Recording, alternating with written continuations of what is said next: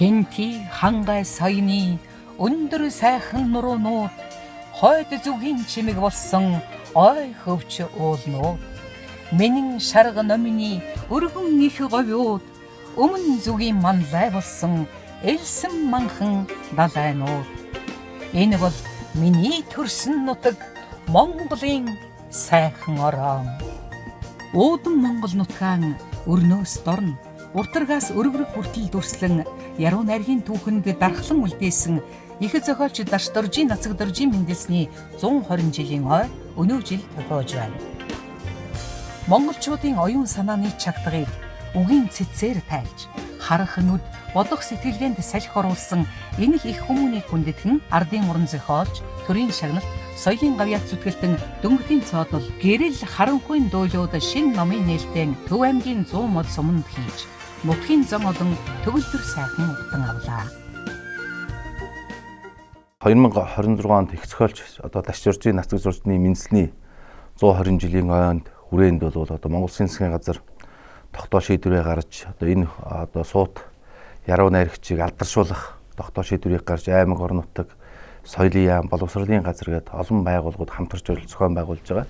За энэнийхээ өрөөнд одоо манай дөнгөтийн цаадлогын гэрэл харанхуйн дуйл гэдэг сайхан номоо уран бүтээлээ одоо нутгийн олон бол Монгол түмэндээ барьж байгаад бол бид туйл их баяртай байгаа. Тэгээд энэ арга хэмжээг өнөөдөр аймаг орон нутгаас олон зохицуулалтаа хүүхэд багчуудаа хойч үедээ бас энийг таниулах нь бол хамгийн чухал. Номын өмнөдгөлд дуйл гэдэг чинь дуу юм шүү дээ. Дунд нь ороод амьдарч болдог ертөнц юм шүү дээ гэж бичсэнчлэн хүмүүний амьдралаар дамжуулан бид хамтдаа харамчийнхны дуйл, уужууд ондгийн дуйл, жаахан самдангийн дуйл, Менделеевийн үеийг системийн дуйл зэрэг олон дуйлуудаар дамжуулан монголчуудын дунд эгэлжирийн амьдарч яваа тэгсэн хэрнээ хизээч мутаж болохгүй түүхэн гавьяаны эзэд монголчуудаг, монгол ёс, монгол зоригороо мөнхөрсөн тэр сайхан хүмүүсийн тухай цогц бүтээлийг хүлээн авч байгаа нь үнэхээр гайхалтай болж байна. Иргэд бол энэ маш их одоо шимтэж өнөөдөр хүрэлцэн ирсэн эндээс зөндөө олон зүйлүүдийг ойлгож ухаарч тийм ээ дурлаж баясаж уярч заримдаа бас өмөрч те ингэж үзэж байгаа нь бол эн чинь эргээд нийгэмдээ маш сайхан зүйлийг түгээж байгаа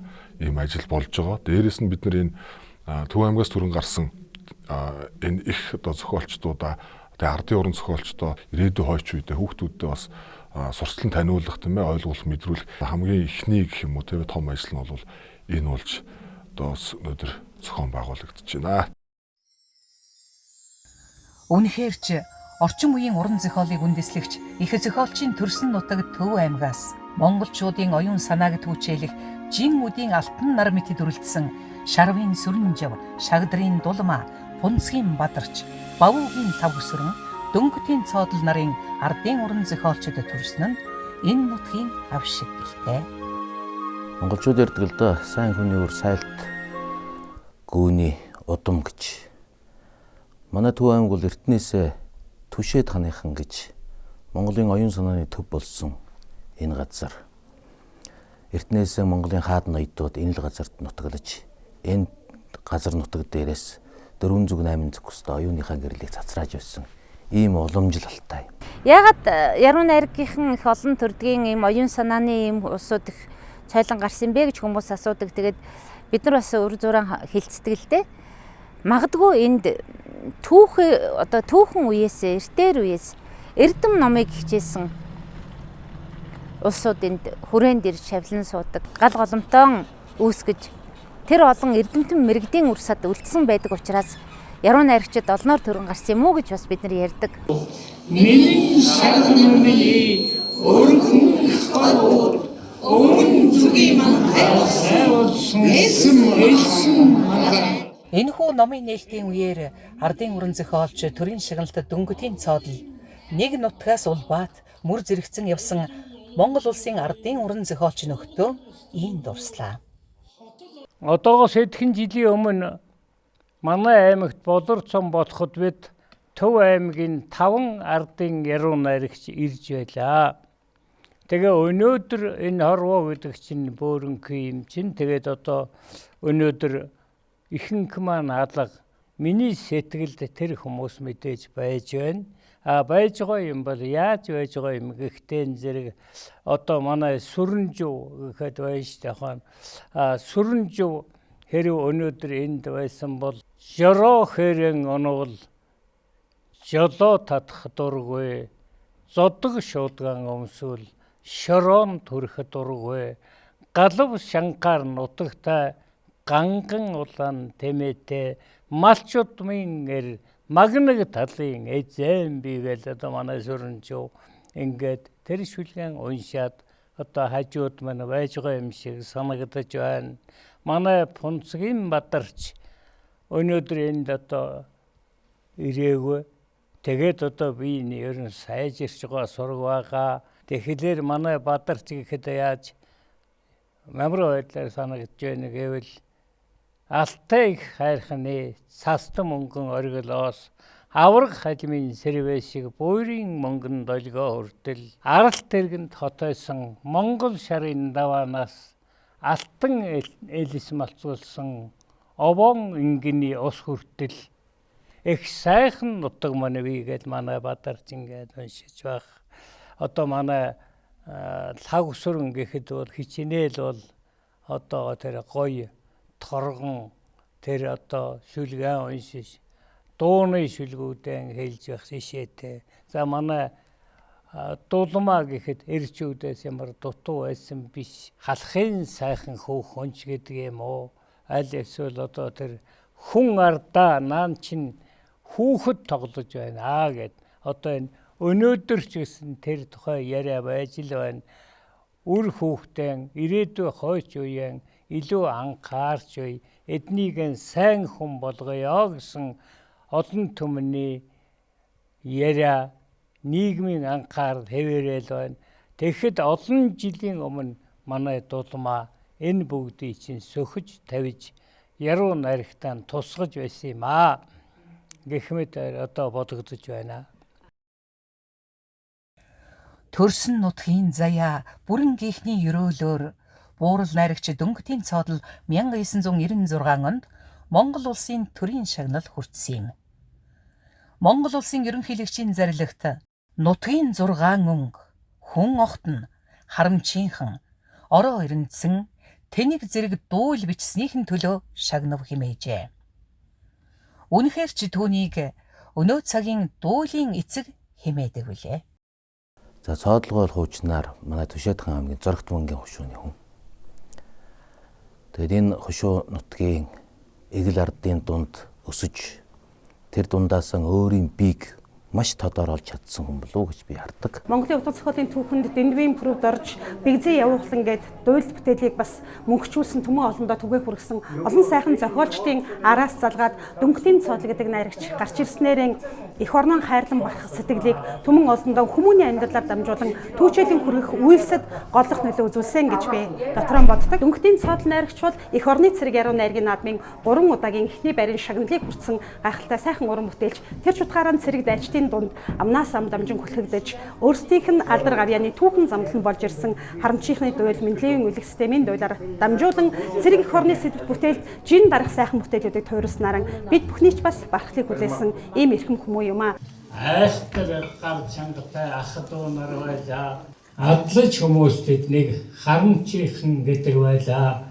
Сарва цуцгийн хөндийгөр адуун багтаж ядаж сансар эмэгдэм билэр дахиад сүргэн багтаж ядаж үе дэнсэн баян харамчийнхны хотойл үүлмэд нэвсийцгэн ажи төрдөг байлаа.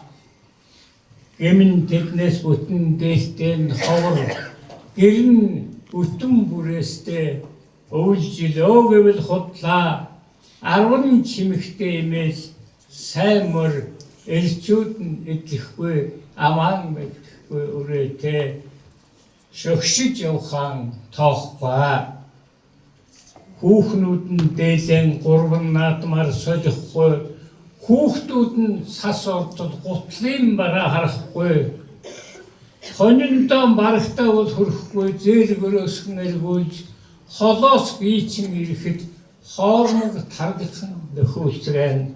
Дэлхий дээр уран зохиол судлал шүүмжлэгч нар хоёр талд ерөнхийдөө зогсож байгаа.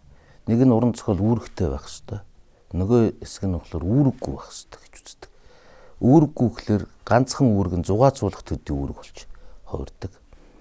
Тэгэхээр эртнээсээ намт орнуудын хувьд уран зохиолоор дамжуулж л хүнийг бий болгодог гэсэн. Өнөөдрийн нийгмийн одоо алдаа дутагдал магадгүй 90-ад оны үед боловсрлон номон хаамаагүй гээснээс улсан байж магадгүй гэж ингэж бас зарим талаар бодогддог. Яг энэ утгаараа бол Содол ахын одоо шүлгүүд бол шүлэг болгоноороо хүн чанарыг, шүлэг болгоноороо энэ их нутгийг, их орныг одоо гайхалтайгаар үзүүлэхийг уншигч нарт илүү тэр сэтгэлдлийг ойрхон байлгахыг хичээсэн уран зохиолууд болов гэж харагддаг. Ер нь яруу найргийн хүмүүс эсвэл магтаал, эсвэл одоо магадгүй бөөгийн шившлэг тамлах шиг ч юм уу янз бүрээр их ойлгодог. Ер өөлч гэж ойлгоод үгүй шүү дээ. Ер нь яруу найраг өөрөө ухааруулж ээж, хүнийг зоригжуулж ээж, бас уриалж ээж, тийм ээ. Сайн сайханд тэмүүлэх хүслийг нь өдөөж байж ингэж гарч ирдэг нэг онцгой нэгэн төрөл зүйл. Утга зохиол гэдэг маш товчноор ярил хүний одоо инстинкт гэдэг юм уу?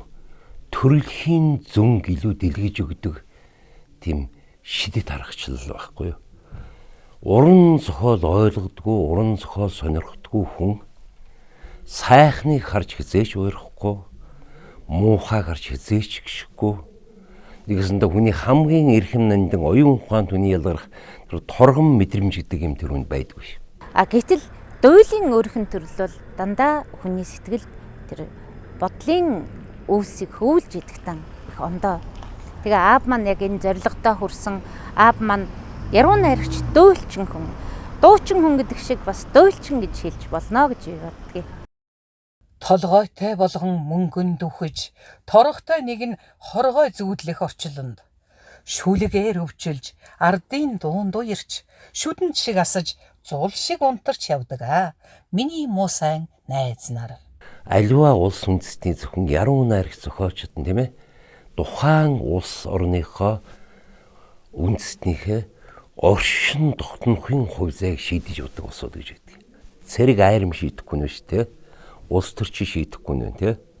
Үнэн дээр яруу найрагч шударга юм бол бид ард түмнийхэн амьдралыг зөвхөн өнгө гэрэл сайн сайхны биш амьдралын гүнд нуугдж байгаа бэрхшээл зөрчил хүмүүсийн сэтгэл санааг эмзэглүүлж яваа тэр орчныг шүлэгтэн тусгая гэвэл дуйл бичих ёстой. Энэ дуйлын одоо магадгүй нэг 62 хон одоо мөрөн дотор тийм ээ шүлгийн мөрөн дотор бүхэл бүтэн ертөнц оршиж идэг. Бүхэл бүтэн улс үндэстний ааш, ариншин, зовлон жаргал, гуниг баяр бүгд оршиж идэг. Тэгээ голдуу дуйл ялгүй жахан гунигийн хэлтэрхийг ардаа нууж идэг. Яагаад тэгж яах вэ гэхээр энэ үлгэр болгон жаргаж төгсдөггүй. Сайн хүмүүс яагаад зовдгийг, сайхан юм яагаад ялгадаад байдгийг. Энэ учир утгыг хамгийн их таниулж өгдөг тэр яруу найргийн төрөл зүйл бол дуйл юм аа. Энэ Монголын одоо дуйллыг хөгжүүлнэ гэдэг бол Монгол үндэстнийхэн дуйлыг дэлхийн хэмжээнд дэлхийн утга зохиолд хувь нэмэр оруулж байна гэсэн үг. Ийхүү Монголын утга зохиолд өөрийн туйрвал зүйн төрлөөрөө уран зохиолын өв сангад цогцлоосон иргэний уянгийн яруу найрагч ардын уран зохиолч Дөнгөтийн цоодлын гэрэл харанхуйн дуйлууд номын нээлт дэлгэр сайхан дүүлээ. Жаргаж зэтрүүдийг өргөн хөшөөлье.